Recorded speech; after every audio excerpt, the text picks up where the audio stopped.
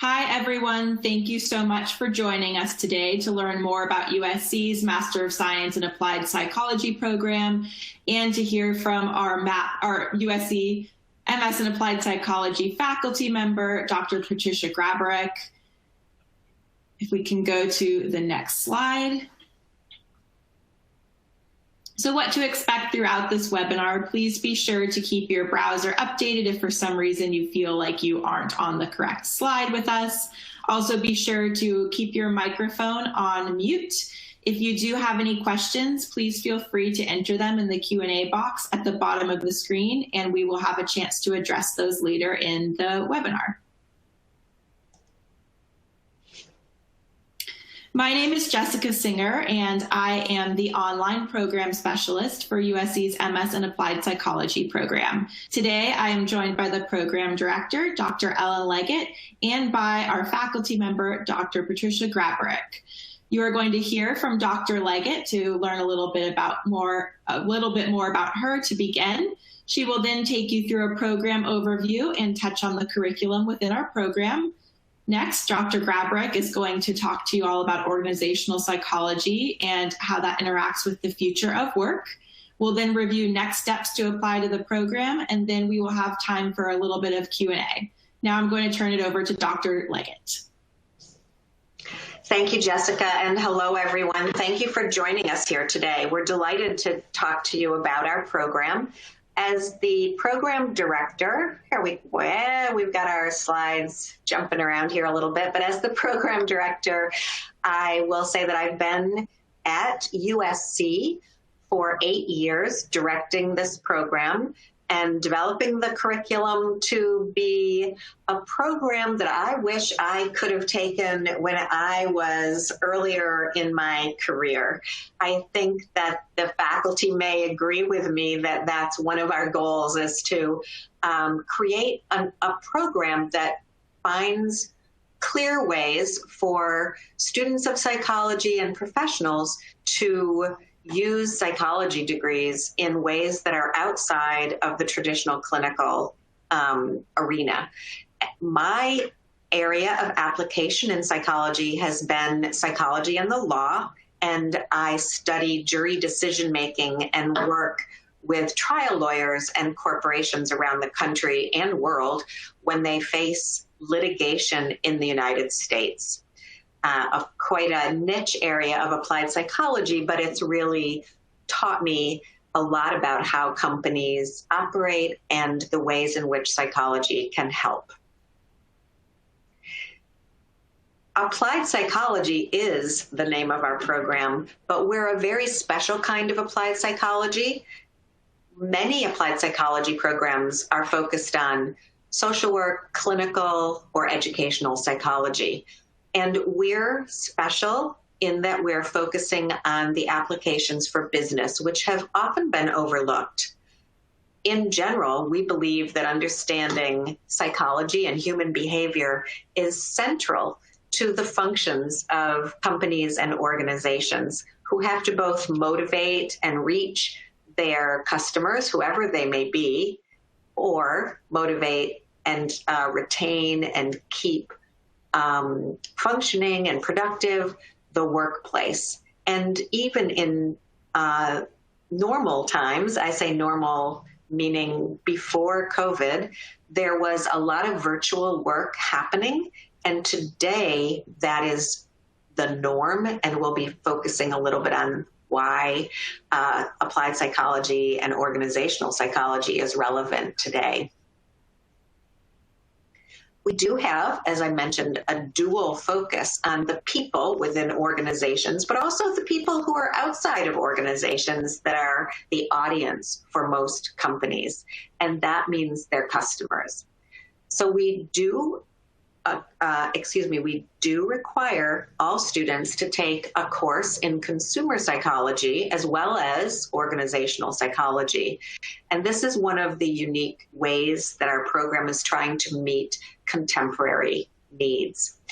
We focus on consumer psychology, asking questions about consumer purchasing trends, decision-making processes of consumers, and also how the message can be communicated persuasively to consumers through media or direct advertising. Overall, working on understanding the communication and strategic directions that companies and their marketing teams should take to reach their audience, external to the company. Pivoting to the people who are inside the company, this is the province of organizational psychology, and we look at employee behavior in the workplace. This again mirrors some of the same tools of psychology that we use in consumer psychology, understanding how data can be used to track trends, to understand what employees need, what they're thinking, how to bring about organizational change, and train and motivate employees. These two areas, even before the pandemic, were projected to be growth areas in the areas of human resources and organizational psychology, employee training and development, as well as consumer insights and market research. Given how the world has changed lately, we're expecting these areas to be more in demand than ever because everything has changed. The features that make our program unique, we believe, are listed here. The challenging part about our program is that it's an accelerated degree and that we pack a lot in. We hope we know what we're aiming for, but we have developed this program to deliver students back to the workforce or to their new or improved career opportunity in 16 months, taking this program online. That is 4 consecutive semesters, taking 2 courses per term. And that does include a required internship, professional development opportunity, as well as a capstone research project. The faculty, I'm very proud of this faculty. You'll get to meet Dr. Grabarek very soon here, but our faculty members have been chosen and hired specifically for this program because they have been, or currently are, working in the fields that they teach. Therefore, they are pretty passionate group, I'd say, about what they do and the roles that they've found for themselves as psychologists. Every single one of them has a Ph.D. or doctoral degree in psychology, a related field. So we're serious about trying to mentor students into business or organizational applications for psychology. And lastly, this program is really forward-looking about the challenges that organizations face, and keeping tabs on how the world is changing for employees and for consumers is in our DNA. We're more forward-looking than backward-looking. Perhaps because we're perched on the West Coast, we take our lead from Silicon Valley. A lot of the new models of how workers should be treated come out of high-tech companies. And we're really looking not only at today, but tomorrow, and not only in the US, but globally. Through team-based projects and real-world case studies, real-world opportunities to do consulting even for companies, our students are exposed to global issues and how to use the data and tools of psychology to reach problems that are not only local but are global as well. And by the way, this picture was taken in Dubai on a spring break trip that I led the last spring break that we were able to travel internationally. This group of students went with me to Dubai for the week of spring break, and we had meetings with 6 companies in Dubai.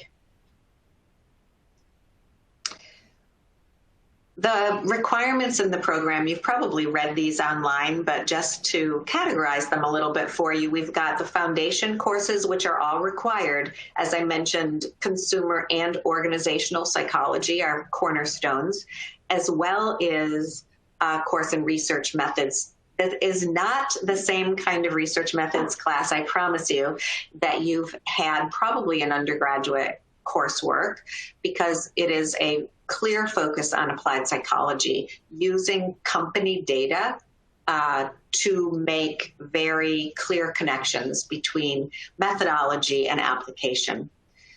There are also 2 required seminars that are professional in nature. The first one looks more specifically at the areas of applied psychology that are available through the academic lens, and the second semester is looking more at a variety of applications. We have professionals from different areas coming in to do hands-on workshops. In fact, Dr. Grabarek has done some of those as well.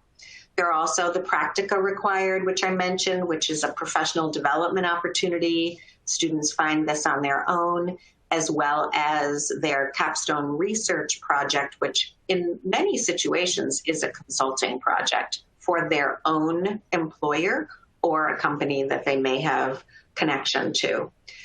The electives, if I can draw your attention to the right side of the screen, you see our electives listed. And since today we're going to be focusing on organizational psychology, you can see in this list the kind of opportunities that are available to study.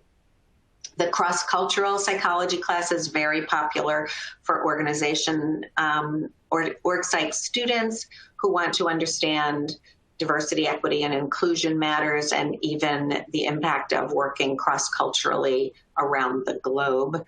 Group dynamics and leadership, psychology of employee selection and assessment. These courses are all taught by faculty members, and they're taught for the most part every semester. We also have a quantitative methods class, which is much more advanced than the applied psychology research class. And org psych students are encouraged to take this so that they can develop their quant skills for people metrics and people analytics positions, or at least be closer to having an understanding of what that area would be. And I'd like to also mention the UX class. We're very proud of this as a new addition to our curriculum. And we're finding that the the UX approach has been very popular for our organizational psychology students. I think the field overall is moving towards understanding the employee experience and using apps and technology to train employees, all of which is possible through a better understanding of the user experience. And that research class has been very popular since we launched it 2 years ago. And lastly, a class on interactive media, which is, again, something that can be relevant whether students want to go into marketing or into working inside organizations, especially in training opportunities. That's a little bit about our program. I'm going to turn it over now to our guest, Dr. Grabarek. Great to see you, and thanks for joining us today. Of course, happy to be here. Excited to talk about my favorite field of organizational psychology. Awesome. So let me introduce myself. You want to tell us a little bit about your background? Yeah. Yes, of course. So let me introduce my educational background. I actually got my bachelor's at UCLA. So I'm on both sides of the LA college spectrum, now teaching at USC. And then after that, I went to Penn State, where I got my degree in industrial organizational psychology. It was a full program where you got the master's along the way to the Ph.D. While I was there, I did a lot of research in a variety of areas. Emotional labor is one area. So it's really about like how, and that actually kind of does tie into the consumer side, as employees that are dealing with consumers that have to have some sort of facial expression, like smiling at Starbucks. What kind of toll did that play on employees' well-being? How do you help employees manage their emotions within the workplace? So I did a lot of research in that space when I was in graduate school, and then work in diversity and inclusion as well. Then I left graduate school and I started my career consulting. I've been consulting pretty much from the get-go. I had 1 year where I worked internally for an organization, but I have been mostly externally consulting, working with organizations on selection and assessment, workplace wellness initiatives, performance management, leadership, pretty much every content area that we cover in the organizational class, I have done in my work experience. So, which is really fun for me as a faculty member in the program, because I can talk to actual projects in these different areas as we go through the class. What I currently do. Tell us about what you're currently doing. Yeah, of course. Yeah, what I currently do in addition to teaching, I am a co-founder and president of Worker Being. So this is a relatively new baby business of mine that I started with one of my friends from graduate school, who is also an organizational psychologist.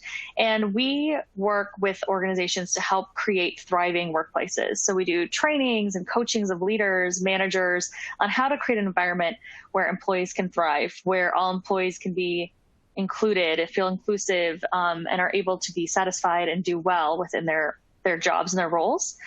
We also, on our website, we have blog posts or articles we write every week about research in the field around workplace wellness. And we also have a podcast where every week we also publish a podcast that talks about a specific article. So we actually go through one research article a week and talk about what the findings are and how can you actually apply that research to the workplace. So we're very passionate about getting that research out into everybody's hands so you can use it and make your organizations better and thrive. In addition to that, I work at Infor Talent Science. So we're a large software company, and my team specifically is the team that focuses around a hiring assessment. We use the assessment with our clients to help them hire the right people.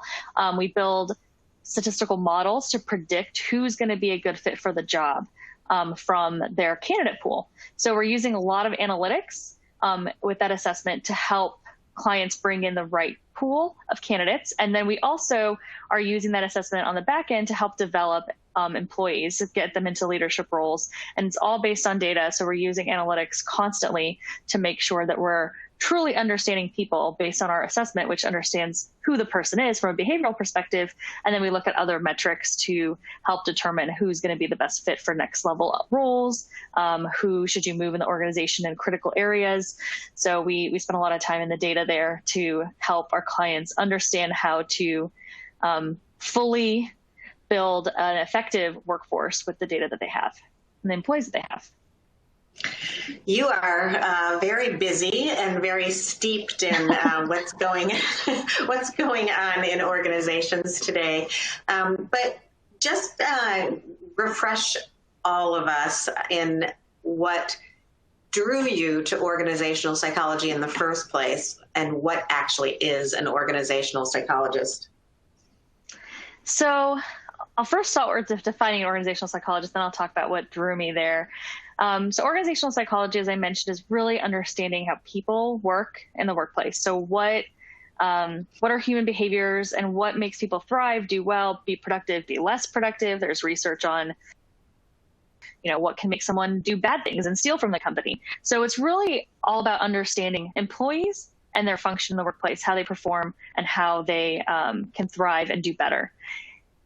I was drawn to the field because of, honestly, the wellness space. So as I mentioned, I started Worker Being because I really felt strongly that employees need to be in a workplace where they can thrive. We spend so much time at work, and there's a lot of organizations that aren't doing a great job of helping employees be happy there, right? We want to be happy in our lives and our whole lives. That includes the workplace. So when I was in college, in psychology, I was doing a lot of research in the stress space. So how does stress relate to all sorts of outcomes in terms of your health? But then actually at UCLA, there wasn't an applied psychology element. It was really clinical health psychology. And I started just reading research on stress in the workplace. And I thought it was really interesting. My dad, actually, he's a business owner as well, and he has had a lot of stress in his life. I feel like he worked a lot of hours throughout his life, and I just watched how that stress impacted him. And it really made me feel passionate about the idea of managing stress in the workplace and how can we understand how people work better so that we can help them live better and do better at work as well. So that's what drew me into the field originally. Great. Can you tell us about the class that you teach and what kind of topics are covered in that class for the online students? Of course. So the class is a very strong foundation that goes through all the different topic areas within organizational psychology. So you can see the list of topics. We talk about employee engagement, which if you are in the workforce today, you've probably taken an employee engagement survey at one point. They're very popular to really help understand how employees do in the workplace. So we talk about what helps people be engaged, what are the drivers of engagement. We talk about teams and how teams function well together. And as Dr. Leggett mentioned, virtual teams have always been a thing, or recently have been a thing. And now we're in a place where most people are working in virtual teams. So it's a really important topic, is understanding how people can work together through a remote environment. We talk about workplace well-being. So things that cause stress, what causes stress in environments, what types of things make people more satisfied in their jobs to perform better. We talk about organizational change, organizational structure. So what types of structures make sense within a company? Also, and how do you manage change? How can people work through change? And then finally, leadership, which is a very popular topic. And I think a lot of people really love to talk about leadership, because everything you do in an organization is impacted by your leaders, or if you're a leader, you impact the lives of so many people. So we talk about different leadership theories, the types of leaders that might be better in certain situations, and what the different types of leaders are there. That's generally the course. We do a lot of reading, a lot of discussion on these different topics. Fabulous. You've touched on some of the ways in which the world of work is changing. Do you want to elaborate on why organizational psychology is relevant today? Of course. And to the future? Yeah. I think it's a very important field. As the work evolves, our workplaces are constantly evolving, right? We have new technologies coming into place. COVID hits, and now everybody's in a different environment they were before. And psychologists are really important because we can understand and study people's behaviors and try to figure out what works best. How can we manage through these changes? How can we manage through this new world to make sure that our employees are still productive, still happy, still producing as they should be, and that our teams are functioning properly? So one great example right now is everything with COVID. Honestly, I've gotten a lot of interest in our business because people are wondering, how can we make sure our employees are healthy or well or thinking about their wellness? Because obviously that's top of mind as people are talking about a pandemic.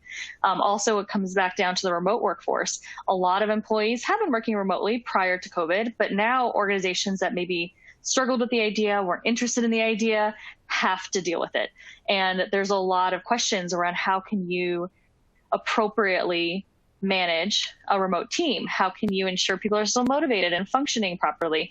And all those questions we have answers for, because there's a lot of research around remote teams already. So we can use that and leverage that in this time. So we're able to impact how organizations function because of all the research and knowledge that we already have. And then as workplaces transform, we can continue to do research and understand what's going on and make recommendations to adapt to the changing workplace. We use a lot of data, a lot of analytics to inform what we recommend, but it's really a great field to be able to be an expert to shape what the future looks like as we evolve and change.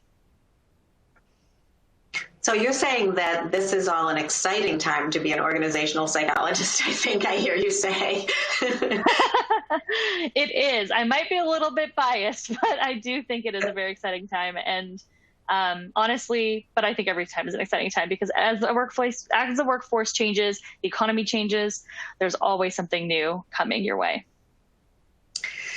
So reflecting on the program here at USC, which we affectionately call MAP for our audience here, Master of Science in Applied, that's the APP, Applied Psychology.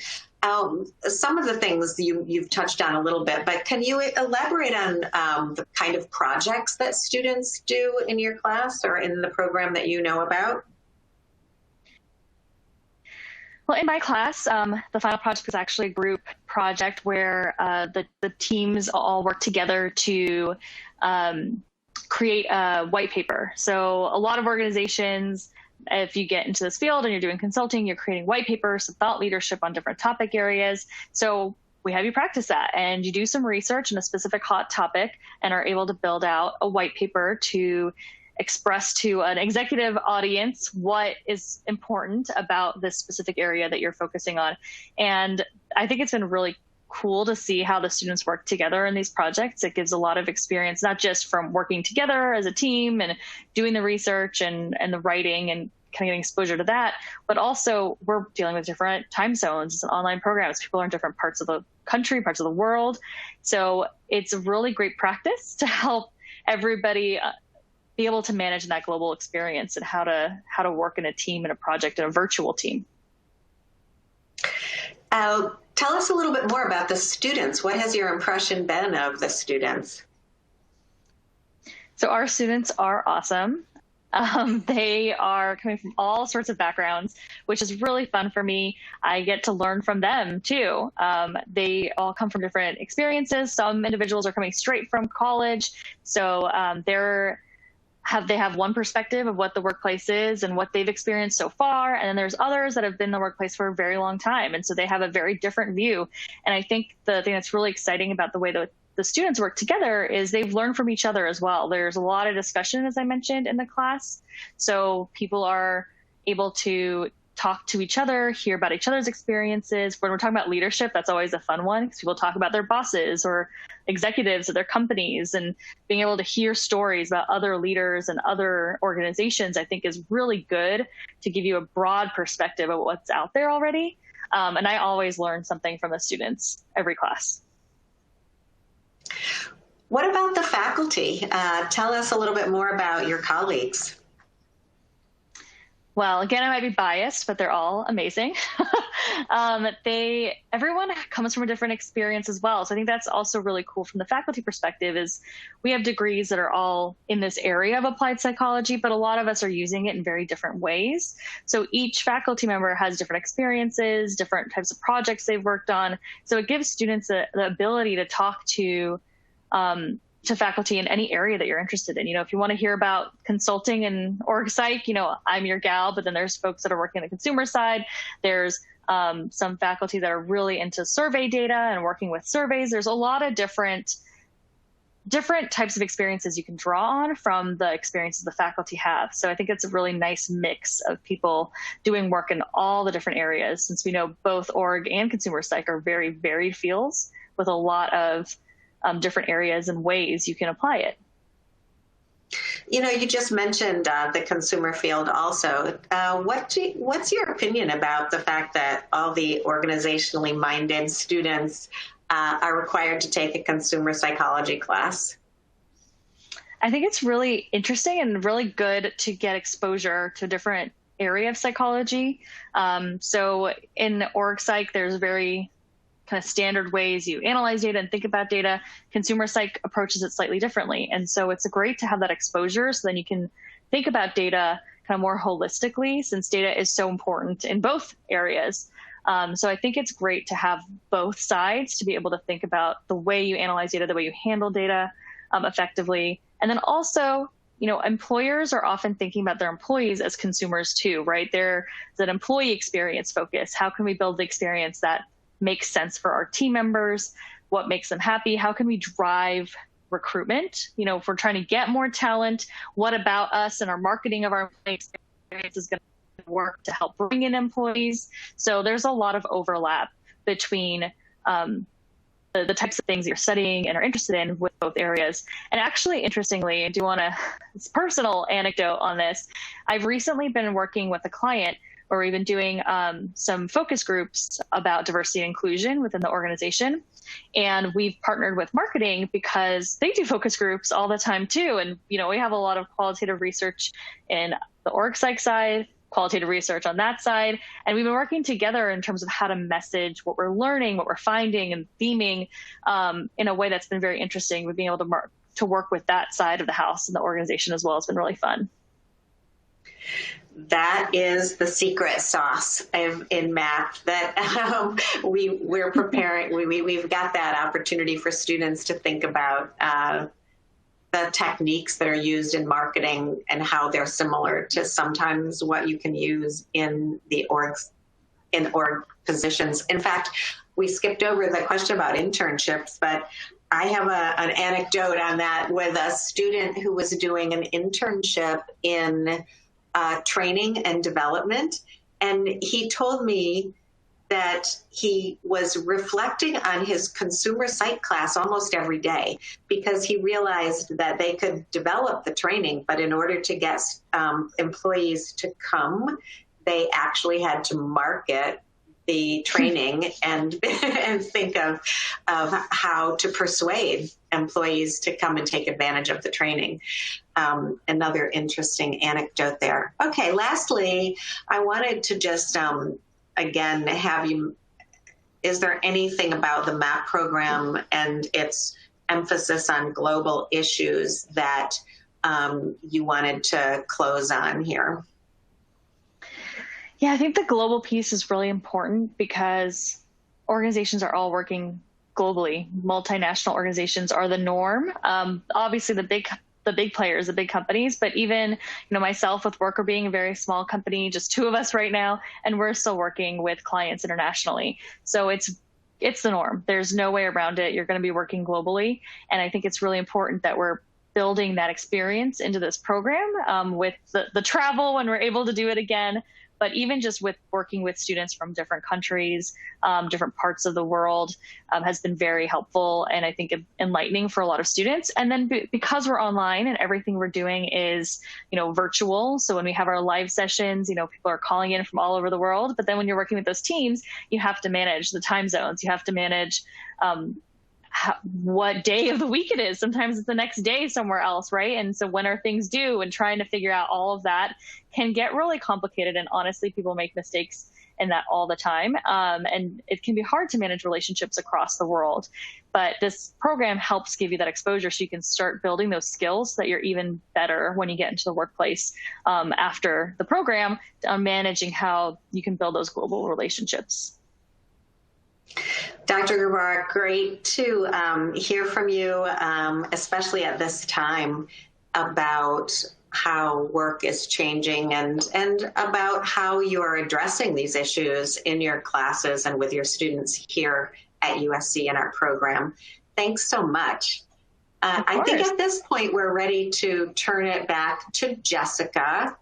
And I've just been told that slides may not be advancing as they should, but they are, should be a slide right now that says ready to apply. So Jessica, can you take it away? Sure. Thank you so much, Dr. Leggett. So admissions requirements, we do require everyone to fill out an application, and the application requires that you have completed your bachelor's degree and that you're able to verify that. We have everyone write a statement of purpose, which is a brief explanation of why you're interested in the program and how it's going to help you in the future. We do require official transcripts. We also require submission of your resume and 3 letters of recommendation that should be from faculty members from your undergraduate school and a combination of those academic recommendations and professional recommendations from people in the workplace as well. Most importantly, due to COVID, we are currently waiving the GRE requirement, so you will not need to submit GRE scores. Some important dates and deadlines coming up for our spring 2021 semester. The application deadline is December 1st, and the program for the spring will start on January 11th. All right. And what should people do if they have more questions and want to contact you? If you have any questions, please feel free to email me at singerje@usc.edu. I didn't mention this earlier, but I actually graduated from the program myself, so I'm happy to give my perspective as a student and as now someone working with the program. So just so you know where I'm coming from. And if you have any additional questions about the application, please feel free to contact our enrollment services via the number you see on the right side of the screen. You'll be connected with an enrollment advisor who will be able to help you through the entire application process. And now I think we have some time for Q&A, so I'm going to go ahead and look at what everyone's written in the Q&A box, and we'll start just going through all of those questions. So the first question we have, what is the difference between applied psychology masters and an industrial organizational psychology masters? I'll take the applied psychology side and you can take the industrial psychology side, Dr. Grabarek. I'd just say that applied psychology, we're looking in this program, the way we mean applied psychology is a little broader than what a traditional IO program might be. But in general, we're looking at a toolkit, essentially, of research skills that can be applied in business that are from social science. And I'm going to stop there because that's what we mean by applied psychology. How can problems of business or organizations be solved using data and psychology research tools in order to strategically give organizations the information they need in order to move forward on the employee front, leadership front, and also, as an aside, the consumer orientation. So Dr. Grabarek, how would you answer in addition to that? Yeah, so I think the big difference, as you mentioned, is the broader piece, right? So the applied psychology program, you're covering multiple different topic areas. So you'll have experience in the consumer side and the organizational side. Obviously, if you go into an IO psych program, it's going to be just focused on that piece. So you may have a few more classes in that area than in this program, but it's going to be, again, very specific to the org side alone. And it's hard to compare the most master's programs because honestly, my exposure to IO programs have been very varied. Some have been minimal in the data, some have, and really dived into research theories as well. So I think it varies a lot by program. So it kind of depends on what your interests are. If you're interested in getting exposure to research and data, we are doing that in this program. If you're interested in getting kind of a bigger picture of how psychology can be used in the business, that would be this program. And then if you don't I think you should always do data. I'm just going to say that right now for everybody listening. Analytics and data are very, very important in these fields right now. But if that's something you're not interested in, I know there are master's programs that do less of that. So that is something that is out there, but you'd probably have to compare program by program to really understand the differences because they do vary quite a bit. Great. Thank you so much. So the next question actually relates to what Dr. Grabarek just covered. It's how does this program help those who are already in training and development using psychological research to make decisions? Is there anything additional either of you wanted to add to that question? I know we just touched on it in the previous one. The question is someone who's already in the training and development field. How does this program help those who are already in training and development using psychological research to make decisions? I think what I've seen, and I'll let you answer as well, but I think what I've seen is, and we do have people in the program who have come from the fields of HR, training and development, and even senior managers. So vice presidents, we've had CEOs in this program as well.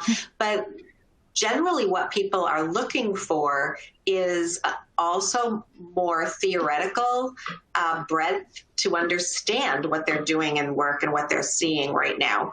So it can be, if you're in the field, you may not have had the underpinnings in theory or research to help you excel or move to another level within your field. That's one way of answering it. What would you say, Dr. Grabarek?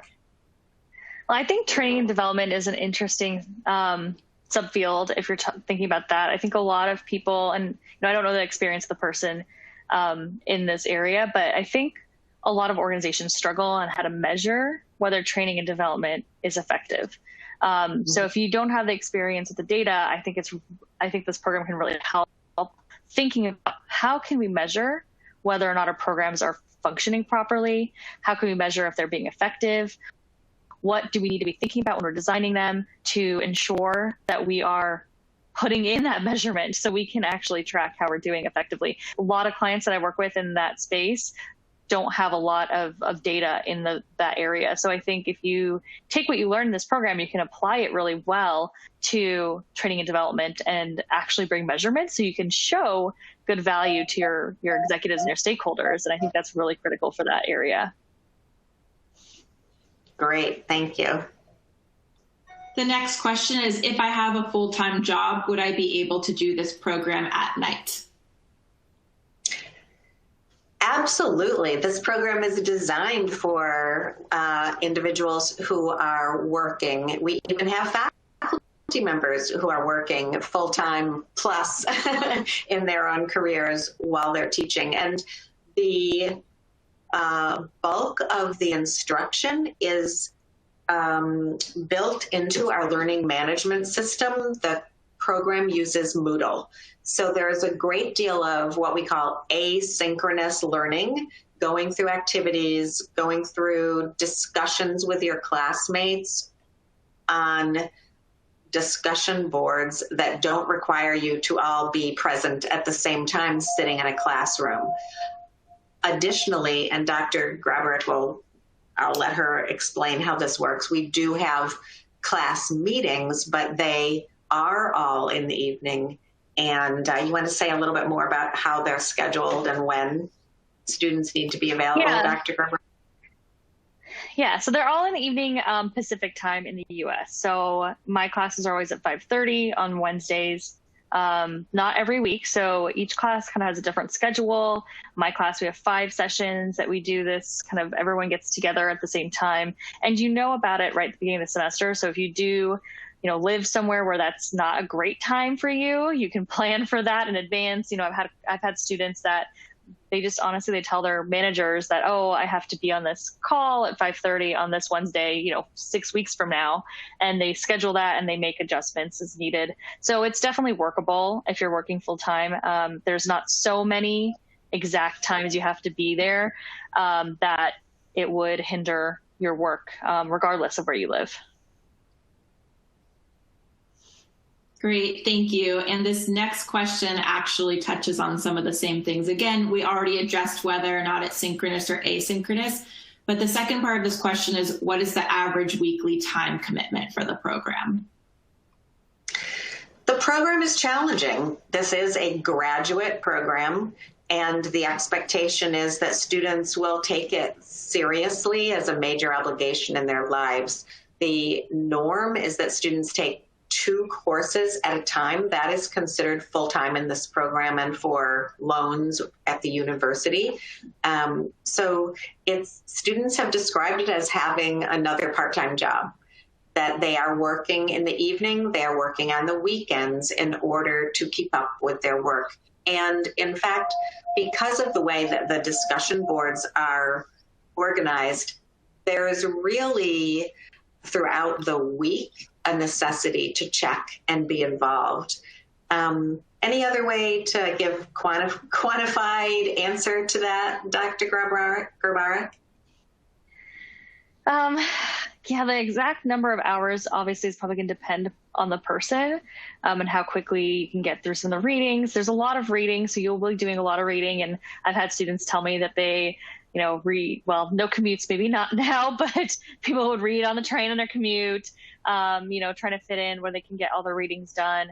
But I will say that it does vary from week to week as well. So I think the most successful students are the ones that will take a look at the full syllabus and understand when are the bigger assignments due, what weeks are going to be taking up more of my time, and adjust their personal life schedule around it. Good answer. Yeah.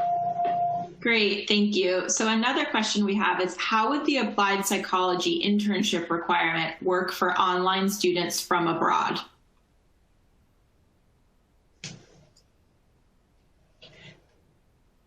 Well, first I'll say that this is not expected to be what many people think of as an internship, that is doing menial tasks that are undergraduate type of internships. These are expected to be professional development opportunities that pertain to you and your own interests. We don't have a list of internships, and students just pick from a list. We are training students in how to seek and develop relationships that will yield opportunities for themselves.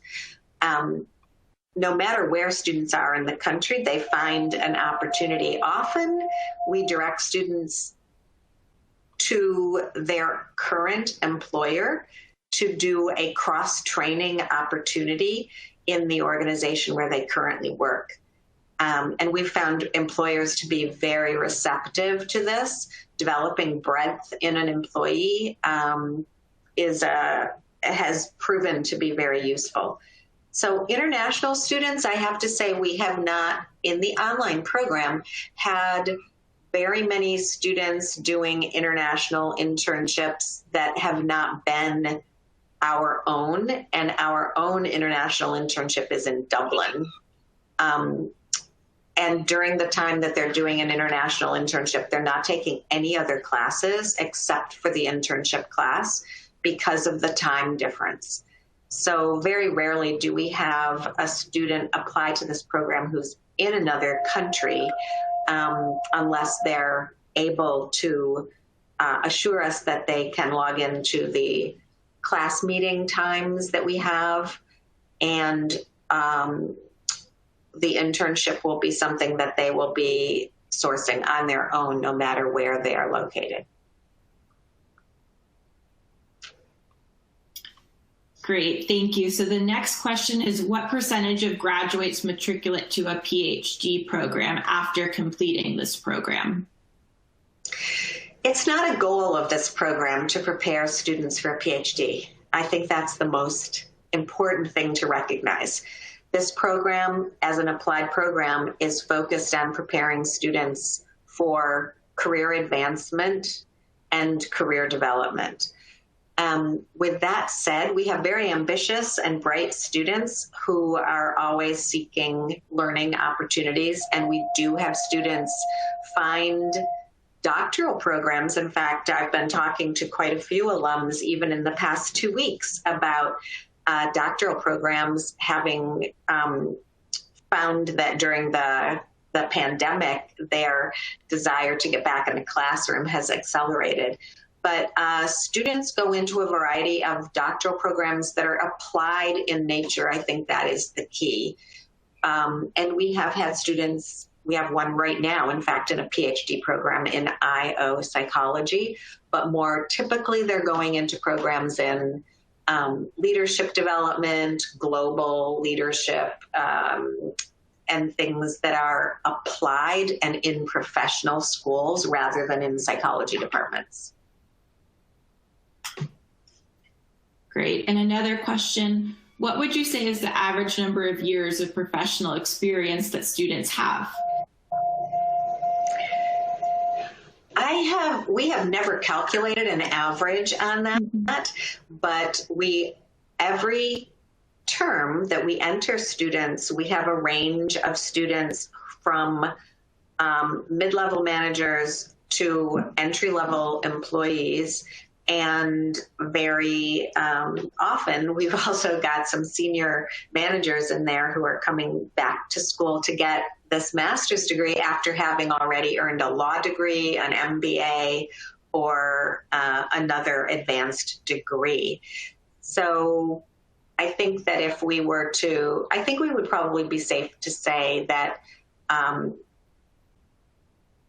that the majority of students have several years or more of work experience, but we do have students, as I said, every term who are entering directly from undergraduate work. And the reason for that is that we feel a big obligation to undergraduate psychology majors because we know they have not been prepared often in undergraduate school to consider careers outside of education and clinical applications. So that is something that we look carefully at and seek students who are clearly looking for an alternative way to use and apply their psychology training. Great. There's no prerequisite that you have to have a certain number of years of experience, I guess is the best answer. Great. Thank you, Dr. Leggett. If we already submitted our GRE scores, will they still be reviewed during the application process? Also, if we have been out of undergrad for a number of years, is it okay to get recommendations from employers? I'll answer the recommendation question first. In fact, we require, if you've been in the workplace, even if you are coming straight out of undergraduate, we are requiring that you have at least one reference that is going to speak to your work experience, whether you've been a full-time manager or whether you've been a barista at Starbucks. That is an important part of this application. If you are coming straight from undergraduate, you should definitely have professor references. And the longer you've been away from school, you should still consider whether you have anyone who can speak to your academic or intellectual capabilities in addition to your leadership at work. Regarding the GREs, this decision was just announced by the university last week that the GRE is not going to be that we don't need to require the GRE. We're doing this as a favor to students to make the GRE something that they don't have to worry about during the pandemic.